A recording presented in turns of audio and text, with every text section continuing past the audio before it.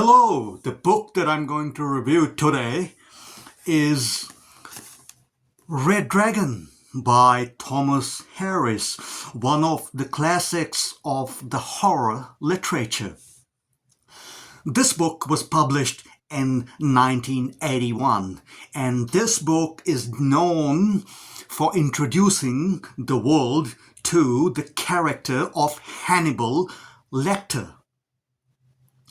Hannibal Lecter is in this book for only 12 pages, and this book is 450 pages long. But he makes such an impact that over the years and the decades, he has become one of this coolest antagonists,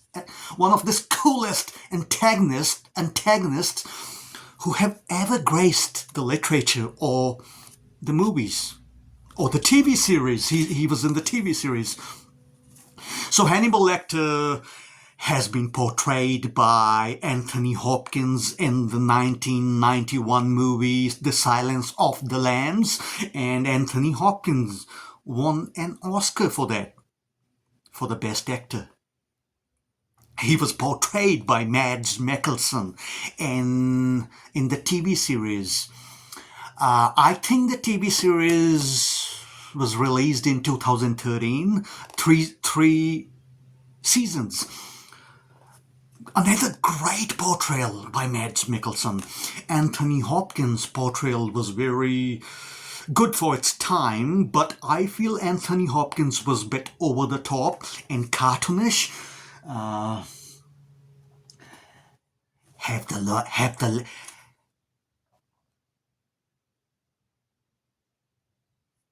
Has the lamb stopped screaming, Clarice? He was very cartoonish, but Mads Mikkelsen, on the other hand, very restrained, very slick, very stylish, very sexy. When I saw The Silence of the Lambs as the kid, I was like, can someone play Hannibal better than Anthony Hopkins? And Mads Mikkelsen did, because he's so restrained. He is so refined, and he is stylish and slick, and his outfits and his mannerisms are restrained. He uses so much restraint in his portrayal of Hannibal. But getting back to this book, because this review is about the book. So this book was published in 1981.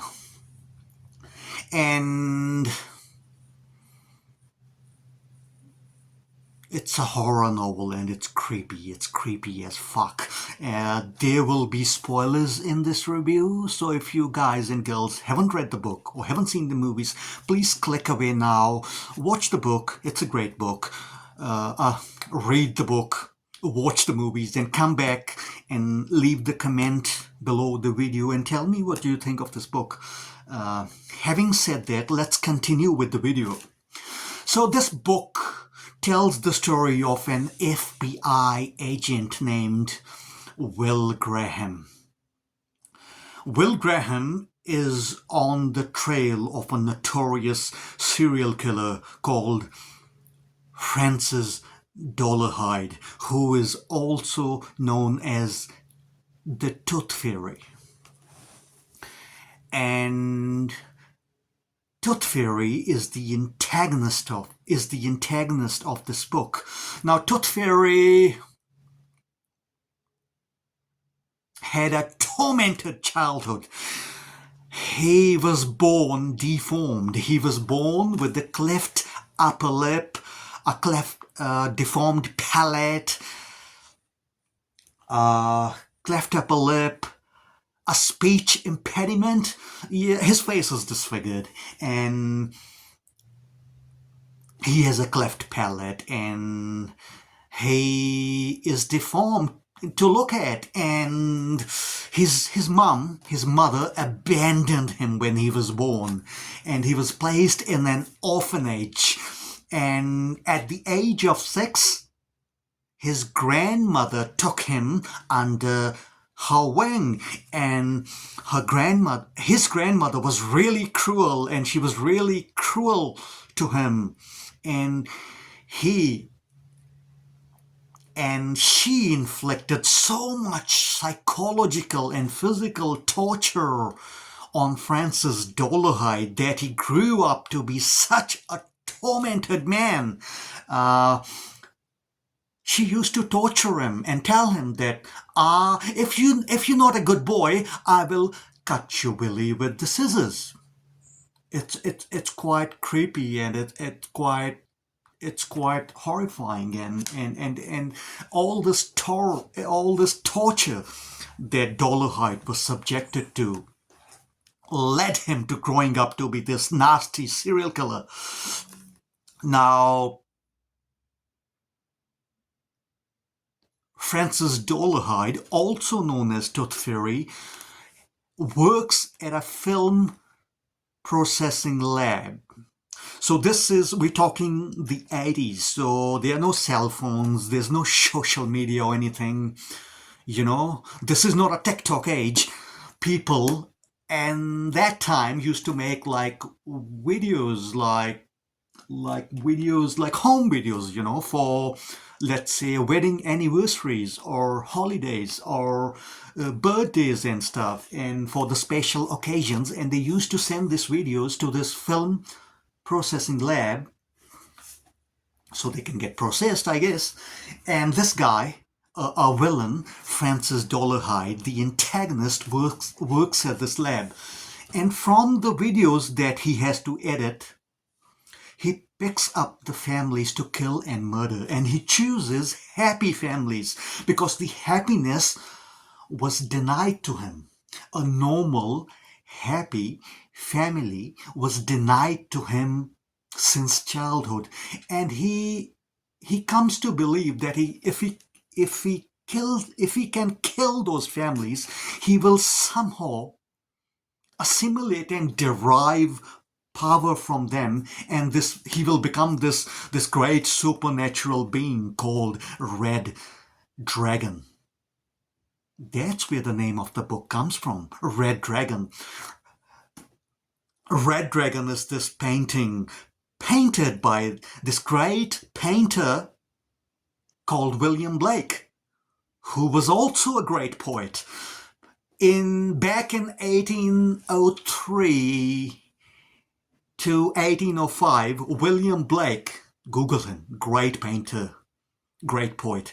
He painted a series of paintings called The Great Red Dragon and the Women Clothed in Sun. Great paintings, great paintings. The Great Red Dragon and the Women Clothed in the Sun. So that's where this book derives and takes its name from. And Francis Dolarhyde believes that if he can kill those families, he will assimilate their happiness and their power, and he will become this great being, this red dragon.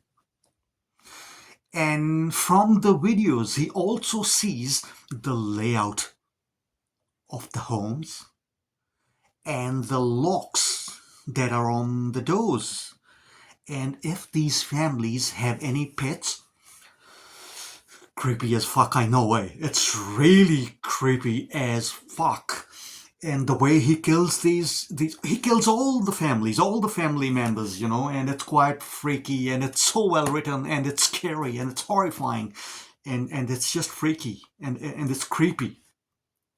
He not just kills them, but he rearranges the dead bodies in the fashion that he places the broken shards of the mirrors in the eyes of the dead bodies, so the dead people can see his becoming. They can see that he's becoming this red dragon. It's really creepy, and it's well written and creepy, and it really scares you. So that's the bad guy in this book, the antagonist.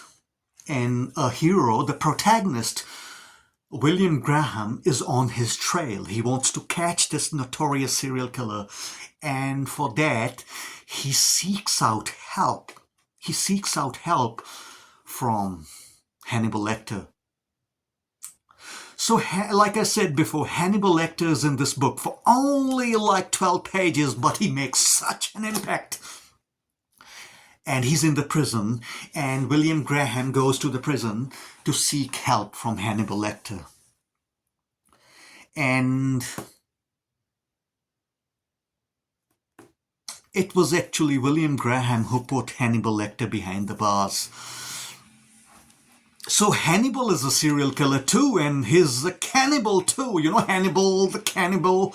But at the same time, he is so elegant and erudite and refined and a man of taste and elegance, and he can recite poetry and literature, and at the same time he can, kill you and eat you, and that makes him such a sadistic psychopath, and who is in stark contrast as compared to Francis Dolarhyde. I mean, Francis Dolarhyde does his thing to become this red dragon, but Hannibal is just so refined and elegant, and he's a psychiatrist as well. That makes him even scarier because he's so refined.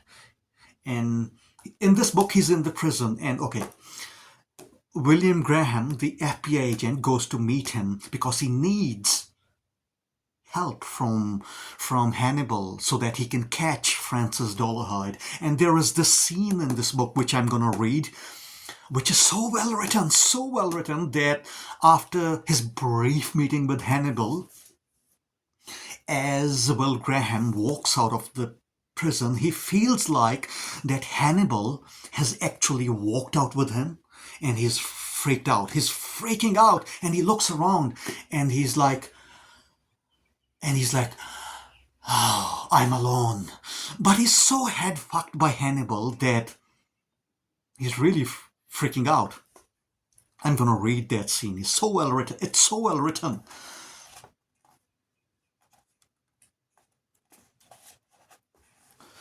So Hannibal goes, "Do you know how you caught me, Will?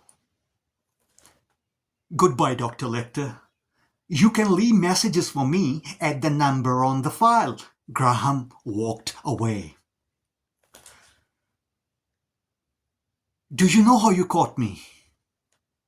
Graham was out of Lecter's sight now, and he walked faster toward the far steel door.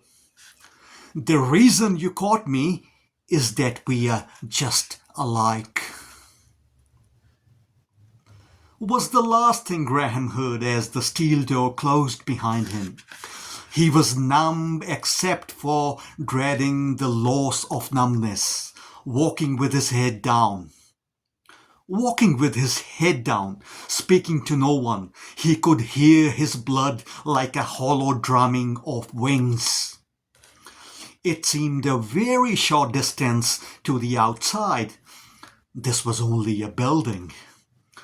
There were only 5 doors between Lecter and the outside.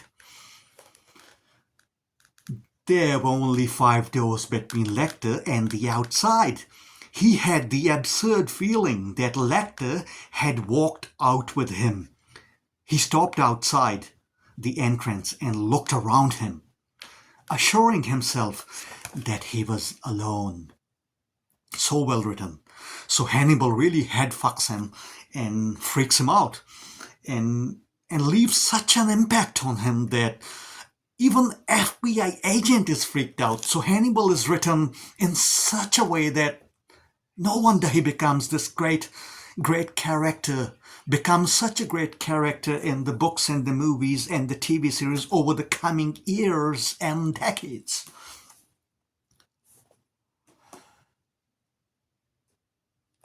So, saying that, Francis Dolarhyde is written very well too. Like, he had this traumatic childhood where he was subjected to physical and mental torture by his cruel grandmother. But the film processing lab that he works at, he meets this lady named Reba McLean. Reba is his co-worker, and she's blind. She cannot see the facial deformities like the cleft upper lip and the cleft palate that Francis Dolarhyde has. She cannot see them, but she can hear his speech impediment. But she falls in love with him and his personality at work. And Francis Dolarhyde falls in love with her too, because Reba shows him this human warmth that Francis Dolarhyde was denied from the childhood. So they both fall in love, and there's a scene where Francis Dolarhyde takes Reba on a date, on an outing to the zoo, and there is a wounded tiger? No.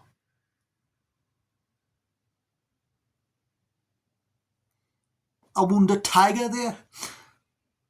Lion? Tiger. Let's go with the tiger. So there's a wounded tiger there, and yeah, they go to the zoo, and Reba is so nice to the tiger, and she places her hand on this tiger who is in pain, and yeah, Francis Dolarhyde just falls in love with her madly, and they are on a date, and they go home to Francis Dolarhyde's creepy home, where he keeps this big painting of Red Dragon, the Red Dragon that he thinks he's becoming. And there is this scene here, so well written and so creepy, where two conflicting personalities of Francis Dolarhyde come into conflict. His loving side that he has only for Reba, because she has shown him this love and human warmth, and this alter ego, this red dragon, this killer red dragon that he's becoming. So the red dragon is like, kill her. And Francis Dolarhyde's human side is in fight with the red dragon side of him, and because his human side loves Reba, and he does not want to kill her because he loves her. And that scene is so well written. And in this scene, his human side wins, and he lets Reba go. Such a well-written scene, so creepy.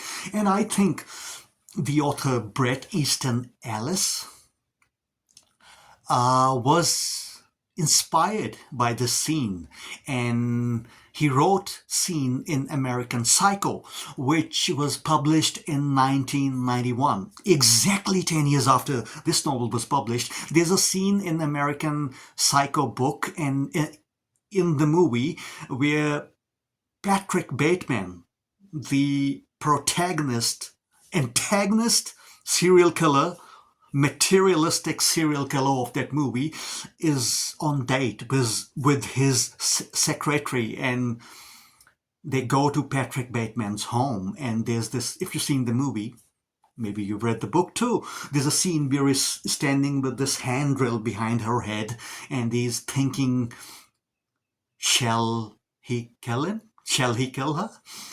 But in the book and in the movie, he lets her go. So his human side and his serial killer side comes into conflict, and he lets her go. And he's like,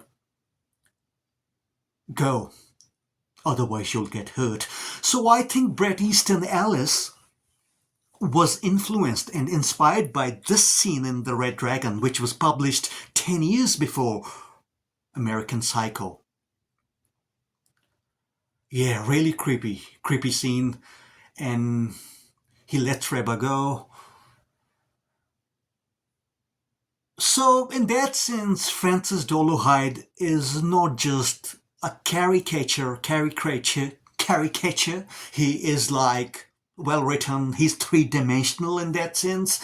And as the story goes on, Hannibal Lecter, Now, Francis Dolarhyde is also a fanboy of Hannibal Lecter because Hannibal is a serial killer, a psychopath too.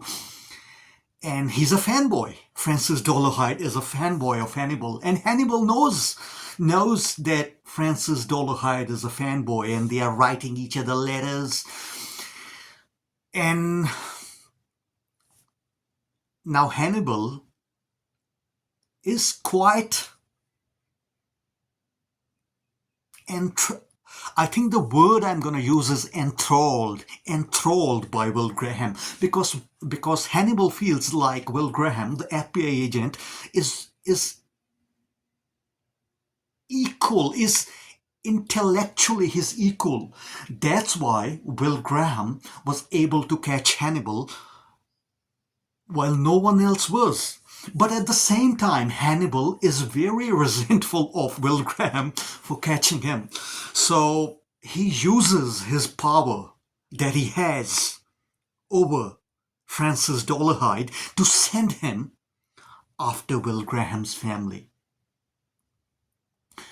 And he sends Francis Dolarhyde after Will Graham from the prison, and that makes it even more creepier. And the Red Dragon, Francis Dolarhyde, goes after Will Graham and his family towards the end, and those scenes are so well written too. The ending in this book is different than the ending in the movies and in the TV series, but I think the ending in the book is way more pulse-pounding. When Red Dragon goes after... When the Red Dragon... Fire alarm.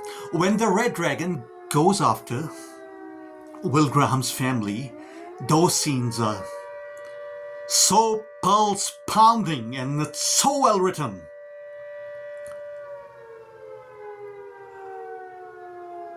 They're really scary and creepy. Now, this book was adapted into a movie in 1986 by Michael Mann, who also directed Heat, which was released in 1995. Heat. This great action movie starring Al Pacino and Robert De Niro. But in 1986, Michael Mann directed a movie called Manhunter. And that movie is based on this book. And many people think Anthony Hopkins was the first time when an actor portrayed Hannibal, but it was not. It was the 1986 movie Manhunter, in which Hannibal Lecter was portrayed by Brian Cox. Now, Brian Cox starred as this rich tycoon, a family patriarch in this TV series Succession, one of the best TV series of recent times. Succession, if you haven't seen it, if you haven't watched it, I wonder if you have been living under a rock. I mean, I don't watch much TV, but Succession was just awesome. So if you haven't watched Succession, check it out. And like I said, Brian Cox plays this rich tycoon, this patriarch of this dysfunctional family. And it's a great TV series. But the same Brian Cox played Hannibal Lecter, the first ever actor to portray Hannibal Lecter in that 1986 movie Manhunter. And like I said before, Michael Madsen's portrayal is very stylish and slick and sexy compared to Anthony Hopkins. Now, Brian Cox's portrayal of Hannibal is again different. He is more creepy than Anthony Hopkins. Creepy and restrained. He's not as cartoonish as Anthony Hopkins was, despite winning the Oscar for that role. He's once again more like Michael Madsen, but Michael Madsen was more stylish and slick and sexy and graceful, but Brian Cox in that 1986 movie is more restrained, more held back, more creepy and restrained compared to Anthony Hopkins. So check that movie out. That 1986 movie is is seeped in its time. It's lit with neon lights. It has that 1980s style cinematography in that style. Yeah, that kind of look to it, that 80s look lit with neon. Great movie, 1986. And then this book was once again adapted into a movie in 2002, starring Anthony Hopkins as Hannibal and Edward Norton in the role of the FBI agent Will Graham. So the 2002 movie was not that great. It was not too bad, but it was nothing great. The only good thing about the movie was not Anthony Hopkins, but because Anthony Hopkins just went too much cartoonish and caricature of himself playing Hannibal. But the good thing about that movie was the actor who played Francis Dolarhyde, the Tooth Fairy, Ralph Fiennes.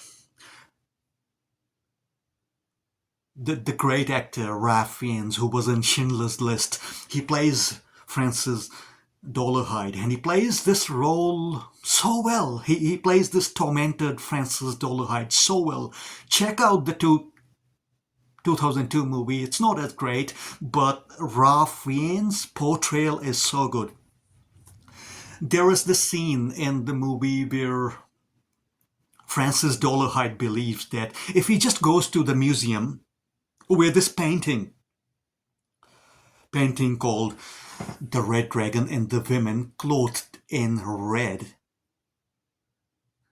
The Red Dragon and the Women Clothed in Sun, painted by William Blake, is kept in the museum, and if he just goes to the museum and he bloody eats the painting, he will assimilate all the powers and become the dragon. And he really believes it. And he goes to the museum and he eats the painting, and the lady at the museum employee, is watching him with the stunning, shocking look on her face. And she's like, this fucker ate the masterpiece. What's wrong with him? And he's eating the painting. And Ralph Fiennes' acting in that scene is so good, so good. Check it out if you haven't seen the movie. Just for Ralph Fiennes and his portrayal of Francis Dolarhyde. Check that movie out. In the TV series, Francis Dolarhyde, Red Dragon, is portrayed by another good actor, Richard Armitage. And Richard Armitage had big shoes to fill, In 1986 movie, Francis Dolarhyde was portrayed by Tom Noonan, who passed away last year. He was also in underrated Arnold Schwarzenegger movie, Last Action Hero. He played the antagonist in that. But Tom Noonan played Francis Dolarhyde in the 1986 movie. And he was good in that role. And then Ralph Fiennes played Francis Dolarhyde in 2002. So Richard Armitage had big shoes to fill. But he did it justice too. He's really good in the role of Francis Dolarhyde, Red Dragon, in season 3 of Hannibal TV series. Check that out. So I think this book, Red Dragon, look, it has a sticker on it. It says Hannibal Lecter's Legacy of Evil. So yeah, this book is known for introducing us to the character of Hannibal Lecter, who has become such a great antagonist and such a great character over the years and the decades, with the movies, with the TV series, with the books that came after this book. Yeah, one of the greatest characters, one of the greatest antagonists who kind of becomes protagonist later on in the movies and the books later on, but such a great character. And this book introduced us to Hannibal Lecter. I would rate this book solid 8 out of 10. It's still horrifying, it's still creepy, and I think this book has stood the test of the time. Have you read this book? How would you rate it? Is there any other book you guys and girls would like me to review? Please leave the title of the book in the comments and I will get to that book, reviewing that book sometime in the near future. In the meantime, keep on reading great fiction, keep on reading great horror fiction, splatterpunk, and I will see you guys sometime in the near future with the new review, with the new video, and see you all very soon. Bye for now. Cheerios.